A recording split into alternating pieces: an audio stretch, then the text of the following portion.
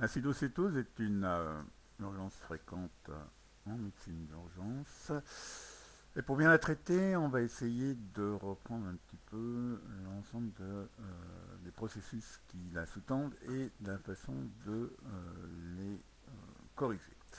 On va partir de la cellule qui, comme tout le monde le sait, c'est pas une nouveauté, a besoin de glucose pour fonctionner.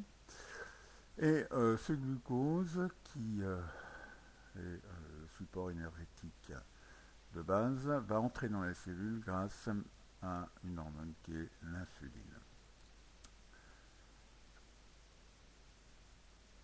Quand cette insuline manque, le glucose ne peut plus entrer dans la cellule et le mécanisme qui va conduire à l'acidocétose est enclenché. Premier point, accumulation de glucose en dehors de la cellule. Mise en jeu des hormones régulatrices, glucagon en premier, adrénaline, très important, cortisol. Ces hormones ont pour rôle de diminuer le catabolisme, l'utilisation du glucose en périphérie et d'augmenter la glycolyse, c'est-à-dire la destruction des protéines et des corps cétoniques, des lipides, pour aboutir à la constitution de corps cétoniques, lesquels corps cétoniques vont servir de substrat énergétique à la cellule. Le troisième élément en jeu dans l'acidocétose est le rein. Le rein qui, d'une part, va essayer, dans cet excès de glucose, d'éliminer le glucose excessif dans le sang. Et cette élimination du glucose va s'accompagner d'une élimination parallèle d'eau, d'électrolytes, sodium et surtout potassium, qui va nous préoccuper tout au long. Par ailleurs, les corps cétoniques sont facteurs de résidus acides dans le sang, augmentation de la concentration de H+, diminution de la réserve alcaline et du pH. Donc, constitution d'une acidose métabolique par les corps cétoniques qui vont également être éliminés dans les urines. On a donc les éléments constitutifs de l'acidocétose, l'hyperglycémie, la glycosurie, l'acétonurie, l'acidose métabolique. À partir de ce moment-là, le diagnostic est fait. Que faire en premier? Nous avons un malade qui, pour une raison ou pour une autre, est suspect d'acidocétose. Les éléments constitutifs de son état clinique vont être l'hypovolémie par diurèse osmotique d'une part, l'hyperglycémie bien sûr, mais aussi l'acétonémie et cétonurie, et l'acidose métabolique avec une augmentation des indosés annuliques que constituent les corps cétoniques. Dans les urines, on va trouver une glycosurie et une cétonurie.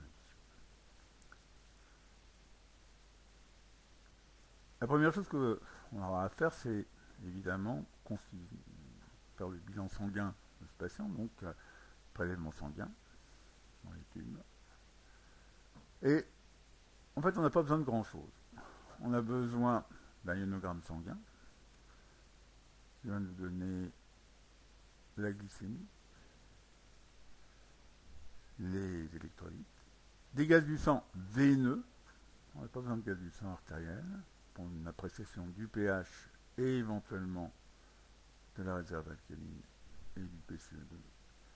Et le reste sera essentiellement un bilan diagnostique étiologique en fonction de la cause supposée de la décompensation conduisant à l'acidocétose. Évidemment une bandelette urinaire pour le sucre et l'acétone. Une fois ces prélèvements faits, la première chose à faire, c'est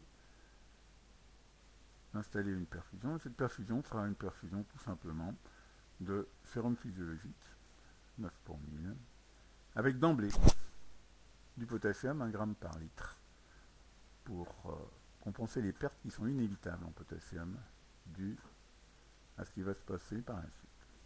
Le plus simple, c'est d'avoir un mécanisme de compensation assez élémentaire. 1 litre en 1 heure, 1 litre en 2 heures, suivi d'1 litre en 4 heures et d'1 litre en 8 heures. 1, 2, 4, 8 fait 4 litres de sérum physiologique dans un délai raisonnable. La quantité de potassium qu'on sera amené à ajouter d'une façon ou d'une autre va dépendre des dosages de kaliémie successifs qu'on sera amené à faire. C'est une fois qu'on aura la kaliémie, qu'on ne sera pas en déficit potassique au départ, qu'on pourra mettre en place la perfusion d'insuline, l'administration d'insuline. Là également, à la dose de 1 unité pour 10 kg par heure, soit entre 5 et 8 unités par heure, sans bolus à l'injection, sans nécessiter, quel que soit le pH, d'ajouter des bicarbonates qui sont plutôt délétères dans ce cas-là, et sans tenir compte de la phosphorémie qui est habituellement effondrée, qui ne s'agira pas de mesurer, et surtout pas de compenser. Le suivi de l'évolution, il sera assez simple. Je vous montre ici en premier la perfusion d'insuline à la dose qu'on avait déjà initiée de 10 unités, 1 unité pour 10 kg par heure, c'est assez simple. Et le sérum physiologique, comme on avait dit, 1, 2, 4, 8, 1 litre en 1 heure, 2 heures, 4 heures, 8 heures. La quantité de potassium qu'on va rajouter à cette perfusion de glucosé, de physio, pardon, va être dépendante des kaliémies mesurées. Le suivi va être de cette descente, de la baisse progressive de la glycémie. J'espère du moins que le traitement va être efficace. Et on va faire un suivi régulier, grosso modo, globalement, toutes les heures, sur différents critères. Initialement, bilan sanguin et urinaire qu'on aura vu. On sera amené à répéter pour les urines à chaque miction, en suivant essentiellement glycosurie et cétonurie, en sachant que la cétonurie est forcément retardée par rapport aux modifications de la cétonémie qui ont lieu à... Les prises de sang sont en fonction de l'évolution et de la vitesse de correction et de la surveillance des paramètres, notamment du ionogramme et du potassium. Toutes les heures, un dextro pour pouvoir suivre la baisse progressive de la glycémie. Le premier point important est l'arrivée à 15 millimoles. Une fois qu'on arrive à 15 millimoles, on continue notre perfusion de sérum physiologique tel qu'on l'a dit.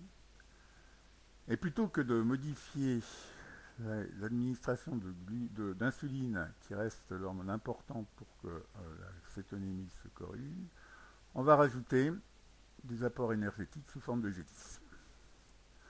Et c'est la perfusion de G10 qui va nous permettre de maintenir la glycémie dans des limites acceptables.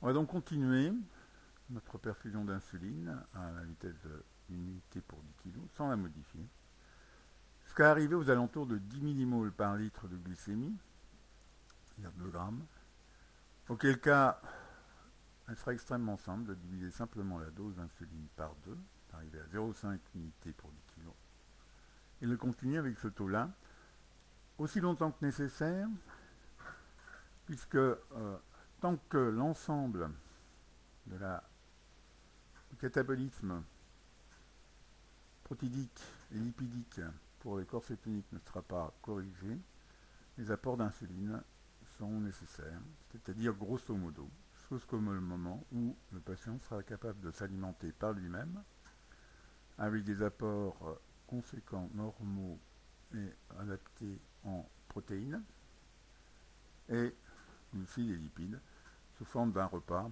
diabétique normal. Il doit également être capable d'absorber la quantité de liquide nécessaire à son hydratation par voie buccale. C'est à ce moment-là qu'on pourra relayer l'insuline intraveineuse par l'insuline sous-cutanée aux doses soit déjà antérieures, en se basant sur les doses antérieures, soit aux doses adaptées aux mesures successives de la glycémie capillaire. Donc, l'acidocétose diabétique en synthèse. Le diagnostic, vous l'avez compris, c'est simple. C'est hyperglycémie plus diminution de la réserve alcaline, donc sur l'énogramme simple. Du pH, si on a besoin de mesurer le pH veineux pour respecter les artères. Glycosurie et cétonurie.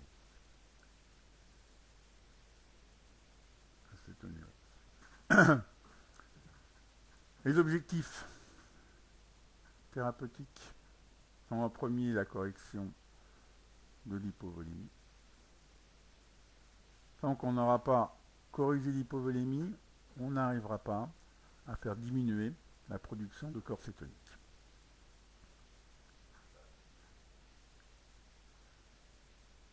Et une fois qu'on aura baissé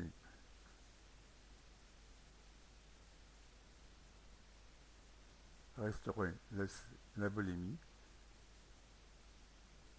la glycémie commencera à baisser. Le traitement comporte le sérum physiologique, en premier, additionné de potassium. Seule manière de couper la sécrétion de catécholamine, et les catécholamines rendront inefficace la perfusion d'insuline. Il faut donc en premier compenser la volémie. Ensuite, le traitement de la cause, le plus souvent infectieuse, va nécessiter, selon le cas, une antibiothérapie adaptée. Le suivi, ce sera extrêmement simple. Les dextros.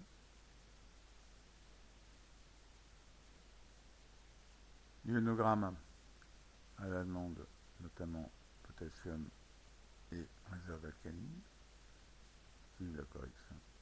Les gaz du sang veineux, si on fait une suivi du pH, et les bandelettes urinaires.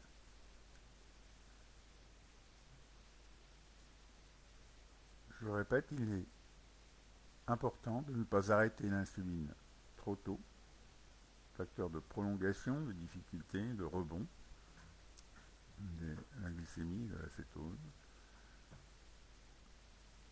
et d'instaurer relativement rapidement un apport énergétique sous forme de glucosé